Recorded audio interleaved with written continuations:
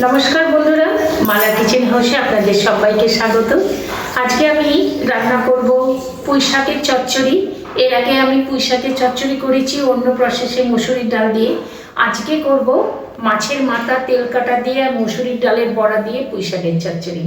তো বন্ধুরা, আমি কিভাবে করছি আপনারা আমার সঙ্গে থাকুন, দেখতে থাকুন মালা কিচেন হাউসে। আসুন আমার রান্নাঘরে। বন্ধুরা, এই পুঁই শাকের চচ্চড়ি বানাবার জন্য আমি এখানে পুঁই শাক নিয়েছি, ডাঁটগুলো আলাদা করেছি, শাকটা আলাদা করেছি।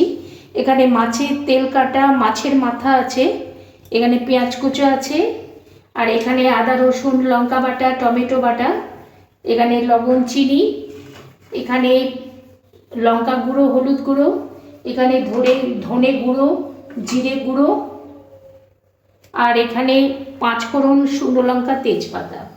এই যে নিয়েছি কিছু কুমড়ো, বেগুন, শিম, রাঙা আলু, আলু এর সবজি নিয়েছি।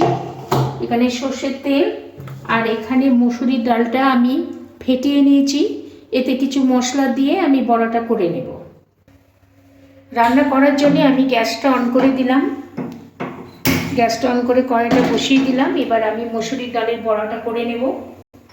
মুসুরির ডালের বড়াতে আমি দেব 1/2 চামচ ধনে গুঁড়ো, 1/2 চামচ জিরে গুঁড়ো, মানে ছোট চামচের এটা হিসাব মতো, বড় হয়ে গেছে। কাঁচা লঙ্কা বেটে দিয়েছি, তো 1/2 চামচ লঙ্কা গুঁড়ো দিলাম। আর এখানে 1/2 চামচ হলুদ গুঁড়ো দিলাম। 1 টেবিল চামচ মতো কর্নফ্লাওয়ার নিয়েছি, দিয়ে দিলাম।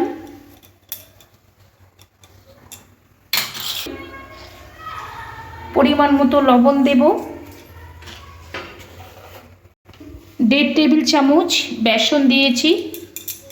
এবার আমি বড়াটা করে নেব। হয়ে গেছে, বড়াটা করার জন্য আমি তেল দিয়ে দিলাম। এবার এগুলো আমি একটু ফেটিয়ে নেব মুসুরির ডালের সাথে। আমি প্রথমে চামচ দিয়ে ফেটাচ্ছি, তারপর আমি হাত দিয়ে করব।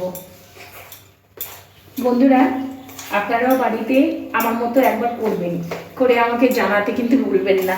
আমারও তো ইচ্ছা করে আপনারা আমাকে জানাবেন, আমি শুনবো ভালো লাগে কিনা বলবেন। তেলটা গরম হয়ে গেছে, আমি বড়াগুলো এবার করে নিচ্ছি।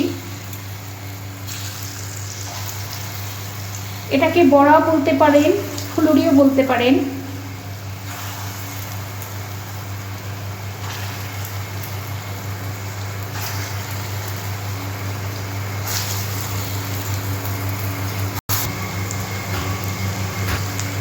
বন্ধুরা, 1 পিঠ হয়ে গেছে, আমি বড়াগুলো এবার উল্টে দিচ্ছি।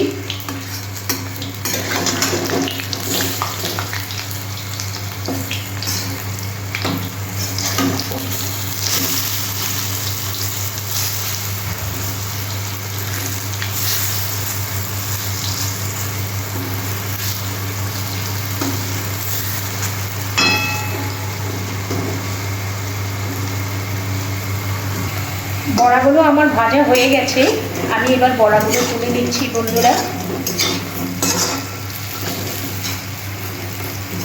অলমোস্ট হয়ে গেছে, আমি এবার তুলে নিচ্ছি বড়াগুলো।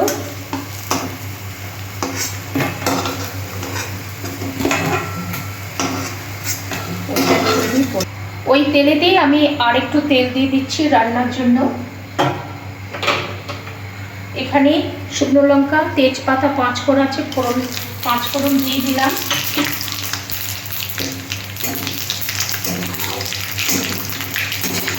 ফোড়নটা একটু ভাজা ভাজা করে নিচ্ছি। এরপর পেঁয়াজটা দিচ্ছি।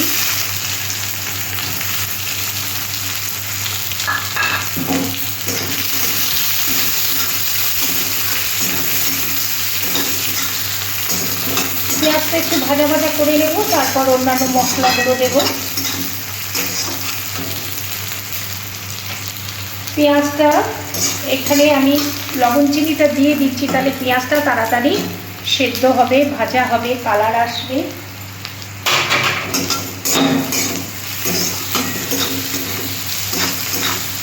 বন্ধুরা, এই যে সবজিগুলো আছে, এতে আমি আর একটু তেল দেবো কড়াইয়ে।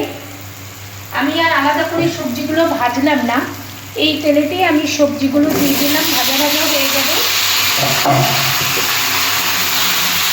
আলু, বেগুন, রাঙা আলু, সিম আছে, এই তেলেতে আমি একটু নেড়ে নিচ্ছি, ভেজে নিচ্ছি।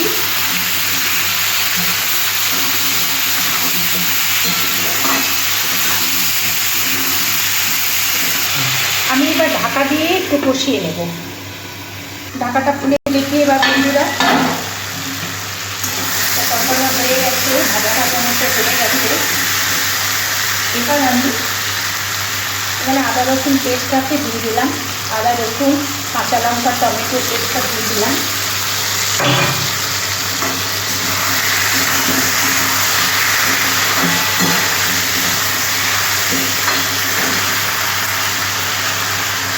এবার লঙ্কা গুঁড়ো, এখানে লঙ্কা গুঁড়ো, হলুদ গুঁড়ো আছে, দিয়ে দিলাম। এখানে ধনে গুঁড়ো, জিরে গুঁড়ো আছে, দিয়ে দিলাম।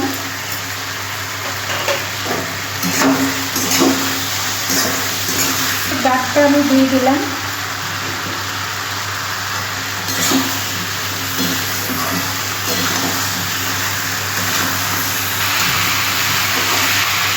দিচ্ছি বন্ধুরা। তো ঢাকাটা খুলে দেখি, কষানো অলমোস্ট হয়ে গেছে।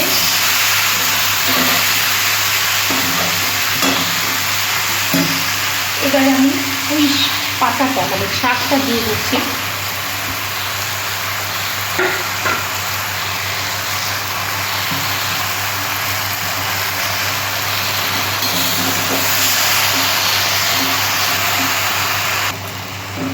আমি এবার ঢাকা দিয়ে দিচ্ছি। ঢাকা দিলেই পুঁই শাকটা গলে যাবে, একটুখানি হয়ে যাবে। আমি ঢাকা দিয়ে দিলাম। এবার ঢাকাটা খুলে দেখি বন্ধুরা, দেখেছেন শাকটা গলে গেছে, পুঁই শাক গলে গেছে। আমি এখনো জল দিইনি, আমি এবার জল দেব। তার আগে এখানে মাছের মাথা, তেল আছে, এটা আমি দিয়ে দিলাম।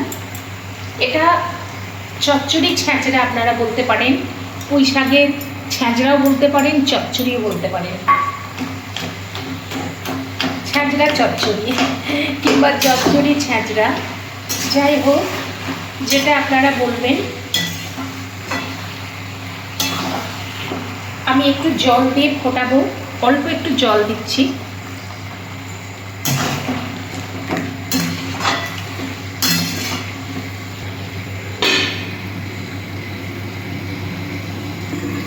এবার দেখি কত দূর হলো।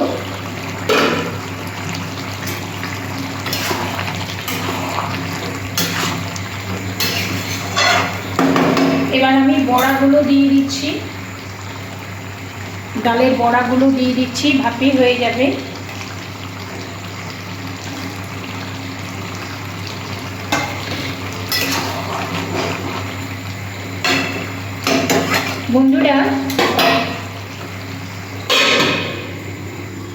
বন্ধুরা আমি মাছের মাথাটা আগে ভেজে রেখেছিলাম, ওটা দেখানো হয়নি। আমি প্রথমেই ভেজে রেখেছিলাম মাছের মাথাটা, সেই জন্য দেখানো হয়নি। তারপরে আমি দিয়ে দিলাম, ওটাই আপনাদের বলবো বলে আমি জানালাম। আচ্ছা সরা বন্ধুরা, পুঁই শাকের ছ্যাঁচড়া চচ্চড়ি আমার অলমোস্ট হয়ে গেছে। আমি এবার নামিয়ে নিচ্ছি।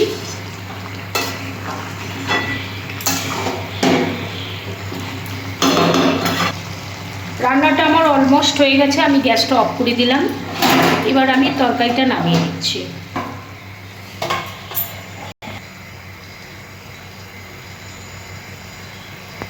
বন্ধুরা এই দেখুন পুঁই শাকের ছ্যাঁচা চচ্চড়িটা করেছি, আমার তো ভীষণ ভালো লাগছে, আশা করি আপনাদের ভালো লাগবে। তো আপনারা বাড়িতে একবার ট্রাই করবেন, করে খাবেন, খেয়ে আমাকে জানাবেন। আজকের মতো এই পর্যন্ত বন্ধুরা, অন্যদিন আবার অন্য কোনো রেসিপি নিয়ে হাজির হব। ভালো থাকবেন, সুস্থ থাকবেন, ধন্যবাদ।